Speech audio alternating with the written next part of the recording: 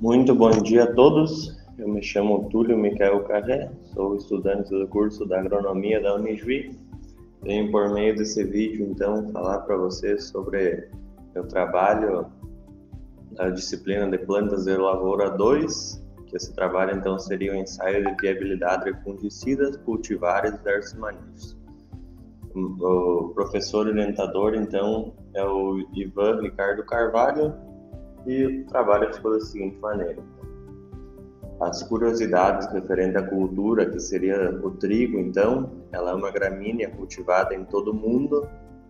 Mundialmente, ela é o segundo cereal mais produzido do mundo, sendo a primeira o milho, a terceira o arroz.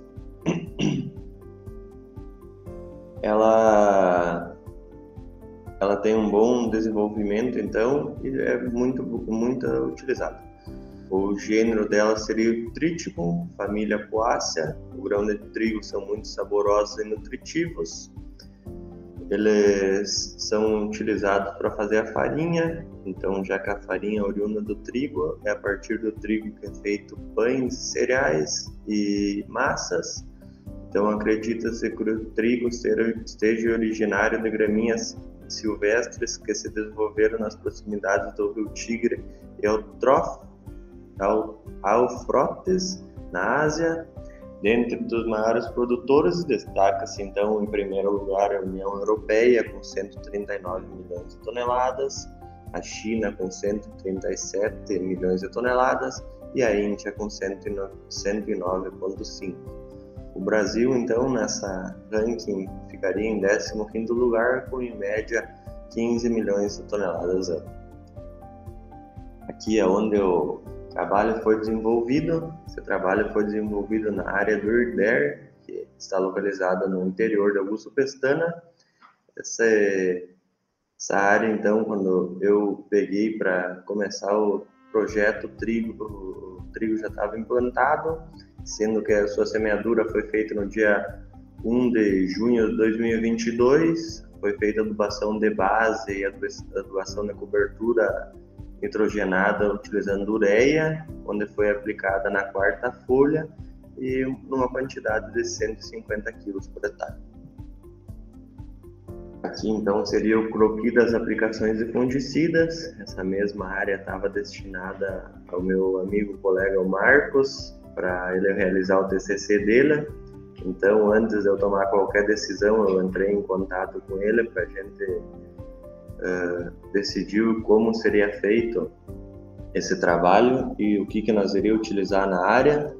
Então, depois dessa breve conversa que a gente teve, chegamos a essa decisão aqui, que o A seria testemunha, o B teria apenas uma aplicação de nativo e abacus, que seria uma aplicação mais barata, e nós queríamos ver como ela ia reagir na área. O C seria 2 aplicações de nativo com Fox Explorer versátiles. Essa aplicação não seria tão barata assim, mas 2 aplicações seriam para suprir a necessidade realmente. E 3 aplicações de nativo e Fox Explorer versátiles seriam nos blocos D. Essa aplicação então seria considerada mais cara, mas nós queríamos ver se ela realmente se pagasse e teria a diferença comparada com a C. Nesse croquis, então, ao certo seria 10 repetições aqui, só que eliminamos as 2 da ponta por ter muita presença de plantas invasoras, entre elas o azevém e o nabo. A gente fez o controle do nabo, só que mesmo assim, para não mascarar resultados, a gente eliminou essas 2, porque com certeza teriam valores alterados por ter essa presença enorme de plantas invasoras.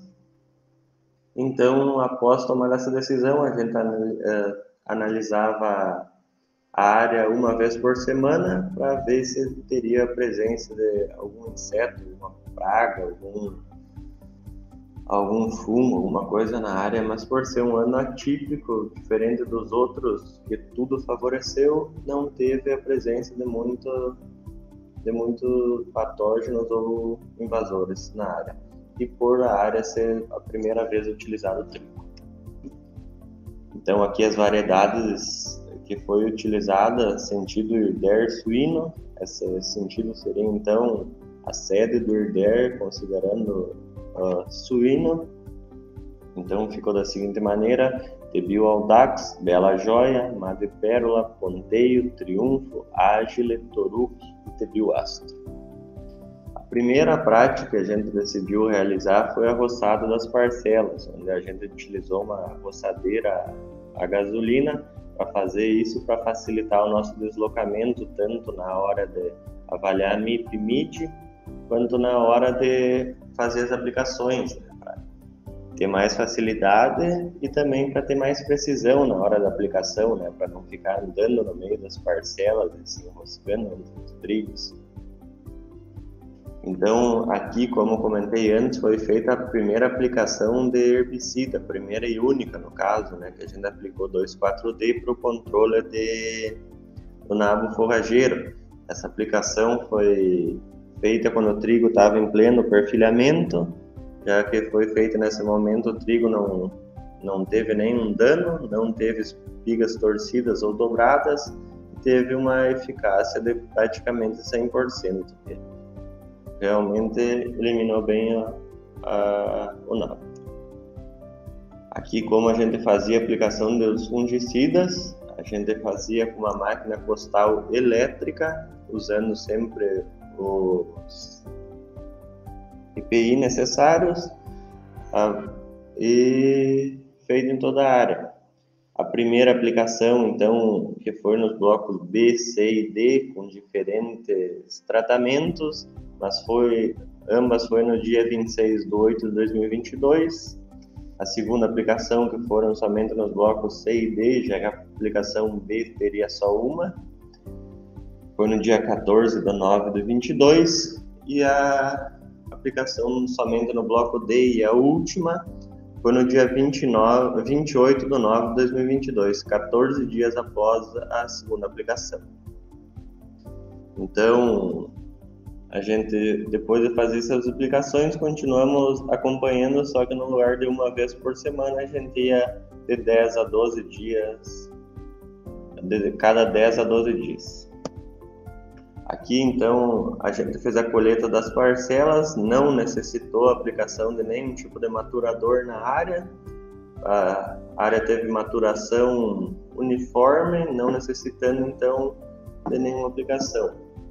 A gente tomou essa decisão, pois, como a gente estava acompanhando, vimos que o trigo já estava praticamente seco e pronto para fazer a colheita dessas parcelas.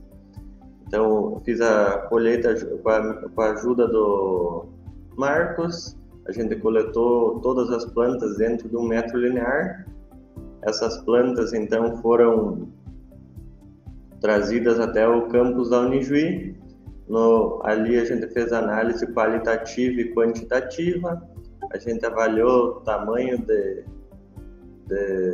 da espiga, peso da espiga, o peso de 1000 sementes, comprimento da planta e vários outros fatores. Então, como a gente ainda não terminamos a análise para saber realmente os resultados, aqui seria que acabou nosso projeto.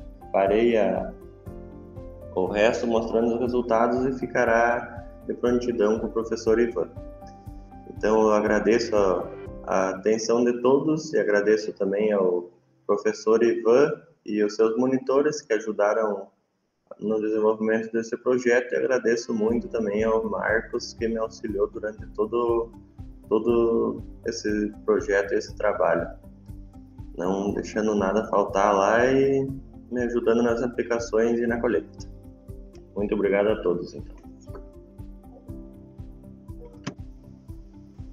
Muito boa tarde a todos. Eu me chamo Túlio Micael Carré. Venho a partir desse vídeo demonstrar para vocês o trabalho realizado na disciplina de Plantas Invasoras 2, no curso de Agronomia aqui da Unijuí, que seria o uso de reguladores de crescimento e seus efeitos nas cultivares de girassol, batata inglesa, cana-de-açúcar, canola, linhaça, mandioca e cereais de inverno. Essa disciplina, então, foi orientada pelo professor Ivan Ricardo Carvalho no segundo semestre de 2022. O que seriam, então, os reguladores de crescimento? Nada mais são do que os destinados à cultura que sofre acamamento. Esse acamamento, então, prejudicaria na hora tanto da colheita quanto na produtividade dessas plantas, né? Porque o acamamento não vai deixá-las ter um bom desenvolvimento final. Esses reguladores são compostos naturais ou sintéticos que, em pequenas concentrações, promovem, inibem ou desencadenam uma série de processos fisiológicos no crescimento e desenvolvimento vegetal, com significâncias realmente expressivas, né? Isso daí quem comentou isso e demonstrou foi Howard em 2016. Então, quando a gente deve usar os reguladores de crescimento? O momento que deve realizar, então, essas aplicações do regulador de crescimento é a decisão mais importante que a gente tem que ter, pois essa tomada de decisão, quanto ao momento correto, deve ser observar a taxa de crescimento das plantas, as condições climáticas e as disponibilidades de nutrientes. É importante nunca realizar a utilização de reguladores quando as plantas estiverem passando por algum estresse. Esse estresse pode ser tanto pelo clima quanto por algum tipo de herbicida. Então, a gente não aplica junto com a aplicação de herbicida, por exemplo.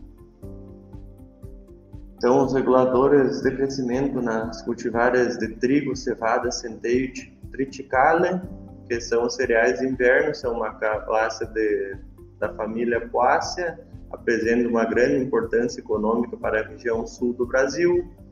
O Trinexapec etil é o maior regulador de crescimento mais utilizado na cultura do trigo e também pode ser utilizado na cevada. Ele inibe a biossíntese do ácido glicerínico, giberélico, e assim suprime o crescimento vegetativo das plantas. Em cevada, a aplicação de Trinexapec é eficiente tanto no primeiro quanto no segundo nó visível. Então, nas culturas de centeio e triticale, apenas de existirem produtos registrados, não se tem estudos que comprovam os benefícios da aplicação e os possíveis efeitos do componente de produtividade nessas culturas. Então, aqui nas aveias, sendo ela branca, preta e amarela, elevados percentuais de acamamento têm prejudicado a produtividade nessa cultura, tanto a produtividade quanto na hora de colheita também fica mais dificultoso fazer a colheita. E uma das opções de produtos registrados é o Trinexapac etílico. Ele proporciona uma redução no porte da cultura e um fortalecimento dos entrenós da base. Então a planta ficaria mais resistente e de menos porte. Já teve um estudo conduzido pelo Kixum, mostrou que o uso de redutores de crescimento apresenta um efeito significativo no rendimento de grão, biomassa e acúmulo da aveia e acamamento da aveia branca. No azevém, o uso dos reguladores em plantas forrageiras é uma prática já difundida principalmente em países com pequena extensão territorial, onde se faz necessário o uso da tecnologia para o alcance da maioria de maiores quantidades de produtos de melhor qualidade. Na mandioca, então, o uso de reguladores de crescimento nessa cultura, ele ainda é um tema que necessita ser discutido, pois essa prática é comum, na verdade, em cereais de invernos e frutíferas, né? Não parte para essa cultura. Então, pesquisas mostram que foi realizado, sim, algum tipo de aplicação e promoveram o retardamento no desenvolvimento da parte aérea, que esse retardamento, então, teve como finalidade a produção de tubérculo de raízes tuberosas do peso de massa seca e fresca, do teor de cianido e de metabolismo do carboidrato das raízes. Na cana-de-açúcar, o uso dos reguladores de crescimento, então, na cana-de-açúcar é uma prática fundamental para a cultura, visto que atua como um maturador da cultura, e essa prática promove uma elevação na qualidade dos colmos e um aumento de produção de açúcar por tonelada, que seria o ATF.